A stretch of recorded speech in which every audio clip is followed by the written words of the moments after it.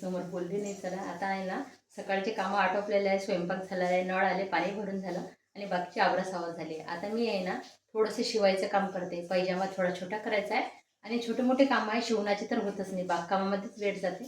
चला थोडंसं शिवून घेते पहिले. आणि आता थोडंसं पॅन्ट आहे ना थोडंसं कापून घेते, जेवढा पाहिजे मापाला तेवढा करते आणि थोडेसे खालून फोल्ड मारते. घरी मशीन असते ना, असे छोटे मोठे कामं बाहेरचे नाही केले ना तरी घरातले सुद्धा भरपूर कपडे मिळतात. आणि आज तुम्हाला आजच्या व्हिडिओमध्ये तूप लवकरात लवकर लोणी कसं तयार करायचं, सगळ्यात सोपी पद्धत हीच असेल असं मला तरी वाटते. आणि जास्त भांडेसुद्धा भरत नाही, मी मिक्सरमध्ये नाही करत असते, ते तुम्हाला समोर दाखवते. आणि खूप 5 मिनटाच्या आत लोणी तयार होते, जास्त वेळ लागत नाही.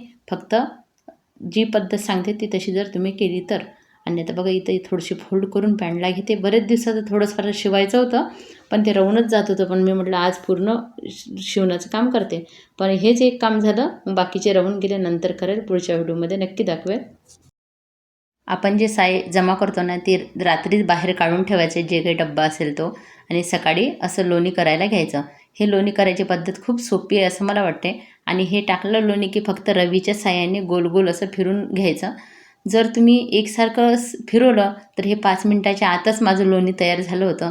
आणि तुम्ही जर थोडं थांबून थांबून फिरवलं तर 7 मिनटं लागू शकते, याच्या वेळ तर वेळ नाही लागत. बघा लगेच अशा पद्धतीने तूप तयार होते आणि जास्त भांडेसुद्धा भरत नाही.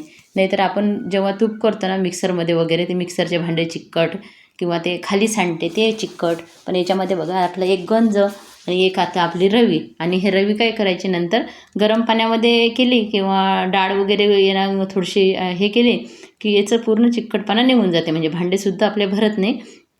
खूप वेळेत मी व्हिडिओ बंद याच्यासाठी नाही करत की तुम्हाला दाखवायचं होतं आणि मलासुद्धा टाईम बघायचा होता की किती वेळात तयार होते. तर 5 मिनटाच्या आतच माझा लोणीचा गोळा तयार झाला होता. बघा आता किती तयार झालेला आहे. अजून थोड्या वेळ असंच फिरवत घ्यायचं, कारण लोणी आहे ना, तुम्ही तूप कितीही बाहेरचं, माझा तरी असा अनुभव आहे की मी आजपर्यंत कितीही कुठूनही तूप घेतलं ना बाहेरचं, जेव्हा आपलं संपते तेव्हा आहे ना मला त्या तुपाची चवच आवडली नाही. तर मी मागच्या वेळेस आहे हिवाळ्यात थोडं दूध वाढून घेतलं होतं तुपासाठी. कारण कितीही पैसे द्या ना तरी आपल्या घरी जे आपण तूप बनवतो ना तशा पद्धतीचं तूप बाहेरचं लागतच नाही.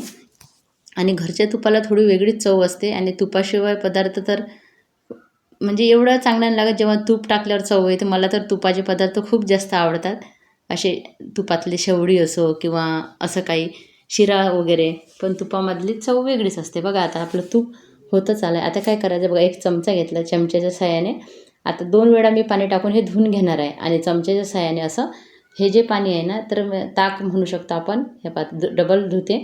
आणि हे मी झाडांसाठी वापरत असते, कारण आपण साय थोडी साठवून ठेवतो ना, आणि झाडांसाठी खूप खत म्हणून उपयोगाला येते. बघा आता हे पाणी काढून घेते आणि बघा आपलं लोणी किती छान तयार झालं 5 मिनटाच्या आत. अशा पद्धतीने तुम्ही करू शकता. आणि आता आपलं तापून घेऊया. तापवणं आता होतच आलेलं होतं, तर शेवट आहे ना मी याच्यामध्ये एक याचं पान टाकलं, विड्याचं पान खाण्याचं. त्याच्यामध्ये सुद्धा भरपूर असं कॅल्शियम असतेच. आता बघा आता असं तूप आपलं ठेवलं. आणि तूप करताना आजूबाजूनं कुठं फिरू नका. बरेचदा असं होते तूप आपल्याला वेळ आहे लगेच तूप जळायला येते, बघा अशा पद्धतीने. आणि दुपारी आम्ही आहे ना कन्यापूजन करायचं होतं नवमीला, म्हणून स्वयंपाकाला लागलो होतं. आईनं छान डाळभाजी केली, मी चणे वगैरे केले. एक एक पदार्थ जरी एकीने केला ना लवकर होतं. आणि भरपूर मुलं आले होते, त्यांचं जेवण वगैरे झालं. ते व्हिडिओ मात्र मी काढले नाही. तुम्हाला कसे वाटले आजची माहिती नक्की सांगा. धन्यवाद तुमच्या मनापासून.